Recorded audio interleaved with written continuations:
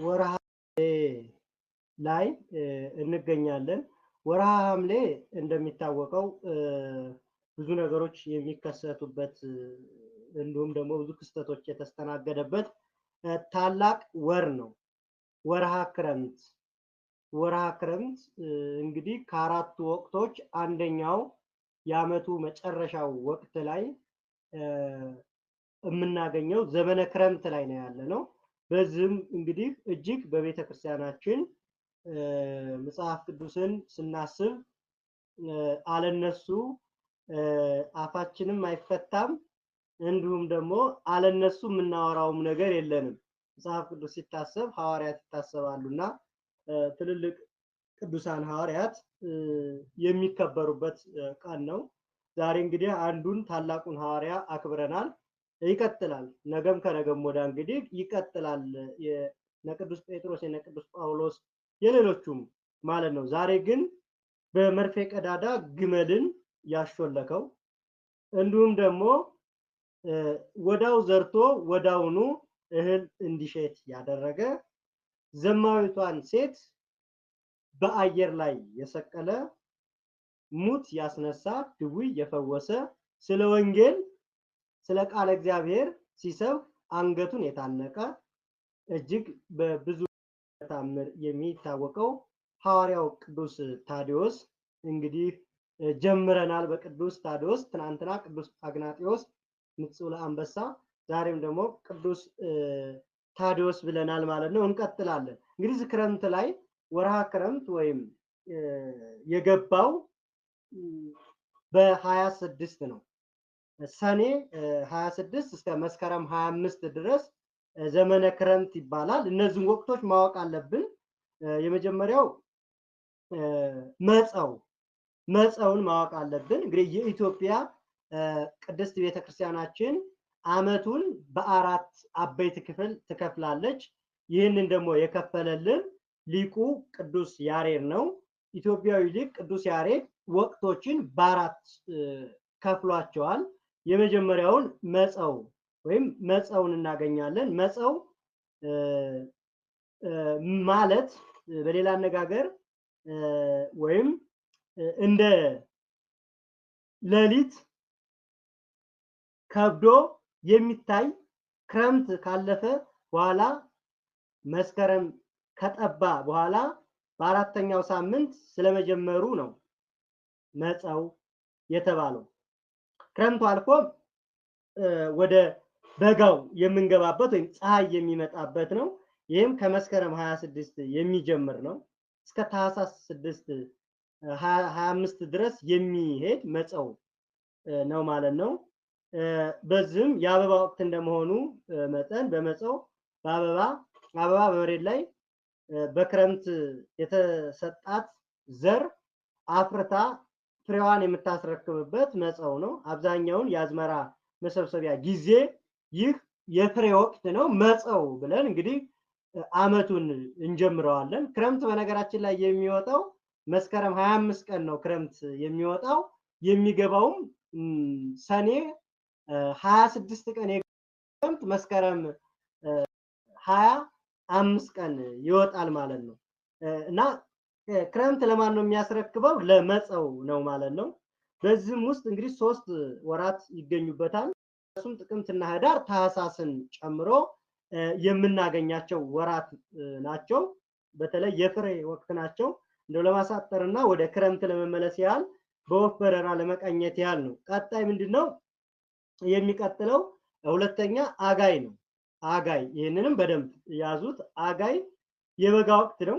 አጋይ ማለት በጋ ሆነ የሚል የግዕዝ ቃል የተገኘ ሲሆን ይህም ከወርሃ ታህሳስ 26 እስከ መጋቢት 25 ድረስ ያለ ቀን ነው። አጋይ ይሄ ጥርን ይዞ የካቲትን መጋቢትን ይዞ ያለ ወር ነው። 3 ወር ነው ይህም የሚሄደው። አጋይ የቃሉ ትርጓሜ ፀሐይ ማለት ሲሆን ስርወ ቃሉም አገየ ከሚለው የግዕዝ ቃል የተገኘ ነው። ከአራት ወቅቶች አንዱ ይህ አጋይ ነው። በአራተኛው ወይም አጋይ በመባል የሚታወቀው ይህ የበጋ የፀሐይ የሐሩር ማለት ነው። ይሄም እንግዲህ አንደኛው ነው ማለት ነው። ሌላው በዙ ስንመለከት አገይን ስንመለከተው ይሄ ሁሉ በምንድነው በዘጠነኛ ወር እንዳለ አንድ ጊዜ ወይም ሁለት ወሮች አልቀው ወደ ሌላ ማለትም ወደ በላጊ የምንሄድበት ነው። እንግዲህ ዝናብ ሁለት ጊዜ ኢትዮጵያ ታገኛለች፣ ክረምትና በብላጊ ታገኛለች ማለት ነው። በሁለት ጊዜ የምታገኝ ብዙ ባለብዙ ጸጋ ሀገር ነች። ጸጋው የተትረፈረፈላት ቅድስት ናት የምትባልም ከሌላው ሀገር ከሌላው አኳያ ስትታይ የበልግ ጊዜ ስላላት ማለት ነው። እስከ ብላጊ ድረስ የሚቆየው አገይ ነው ማለት ነው። ከዛ መቀጠል ጸደይ ነው። ጸደይ በልግ ነው፣ የበልግ ወቅት ነው።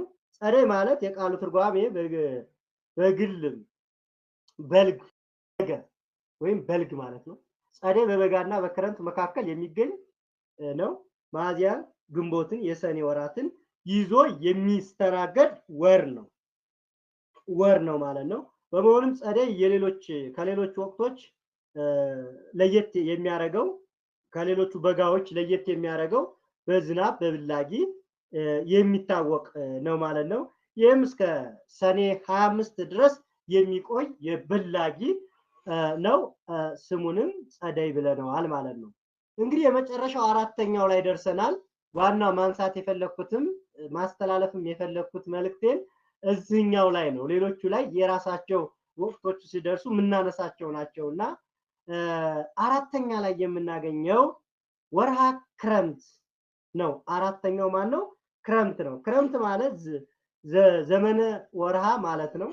በዚህም ወቅት እንግዲህ ወርሃ ወር ውስጥ ውሃ የሚፈስበት የሚንጠፈጠፍበት እጅግ ዝናብ የሚወርድበት ወቅት ነው። ክረምት ከሪሞ ከሚለው ቃል የሚገኝ ሲሆን በዚህ በክረምት እንግዲህ ከሰኔ 26 እስከ መስከረም 25 ባልነው ላይ የሚገኝ ነው።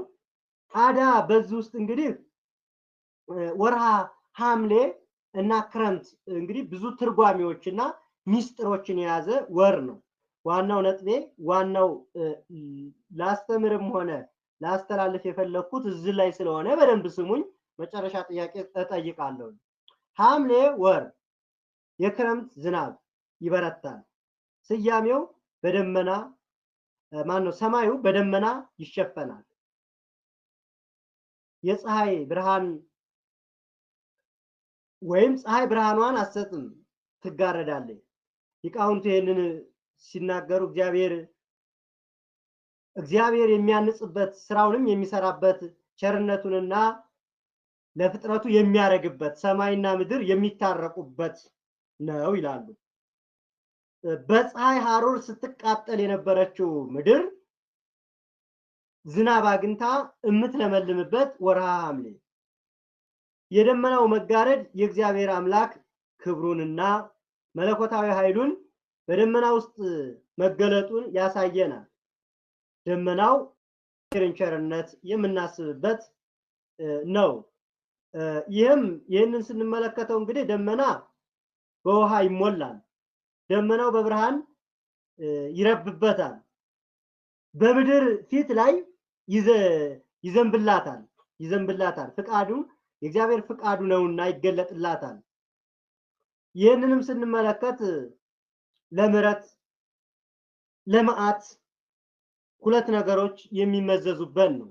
አንደኛ መብረቅ፣ ሌላው ደግሞ ወንዞች ከመጠን በላይ ሞልተው የሚያስቸግሩበትም ወር ነው። በሌላ በኩል ስናየው ኢዮብ ምዕራፍ 37 ቁጥር 11 እስከ 13 ላይ ሰማይ ሆይ ከበላዬ አንጠብጥቡ፣ ደመናትም ጽድቁን ያውርዱ፣ ምሕረቱም ትከፈት፣ መድኃኒትም ይበቃል በማለት ይናገራል ማለት ነው። ስለዚህ መጽሐፍ ቅዱሳችን ሰማይ ዝናብን እንደሚያዘንብ ይናገራል ማለት ነው። ነጎድጓድ እና መብረቅ ምስጢራዊ ትርጓሜ በሐምሌ ወር ሰማዩ በብርቱ ነጎድጓድ ይናጣል።